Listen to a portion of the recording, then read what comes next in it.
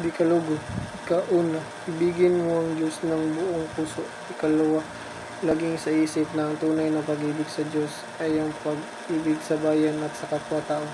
Ikatlo, ikintal mo sa puso na ang tunay na karangalan at kaligayahan ay natatamo sa iyong pagkamatay sa pakikilaban sa ngalan ng iyong bayan.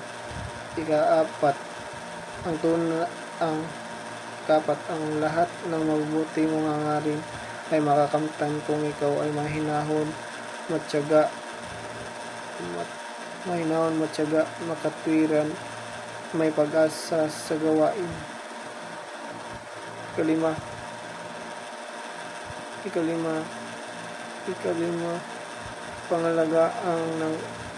pangalagaan katulad ng iyong karangalan ng mga kautusan at mga hangarin ng KKK. Kaanim, katungkulan mong iligtas ang buhay na nasa panganib na nagpupumilit na matupad ang isang marangal na hangarin kahit mapilitang ihandog mo ang sariling buhay at yaman. Kapito, bayaan ang ating sariling pag-uugali at pangingilos sa pagtupad ng ating tungkulin ay maging uliran ng iba. Ikawalo,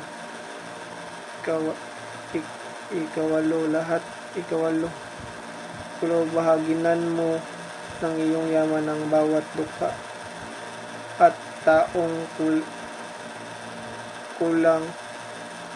kulang palad sa loob ng iyong makakaya. Ika-anim, ang pagsusumikap at pagpipilit na kumita ng ikakabuhay ay nagpapahayag ang tunay na pagmamahal sa sarili, sa asawa, anak, kapatid at kababayan. Ika-10, may parusa sa bawat salarin at taksil at gantimpala sa lahat ng mabuting gawa. Panaligang ang mga puntahin ng KKK ay kaloob ng Diyos at ang hangaring hinggil sa iyong bayan ay hangarin din ng Diyos.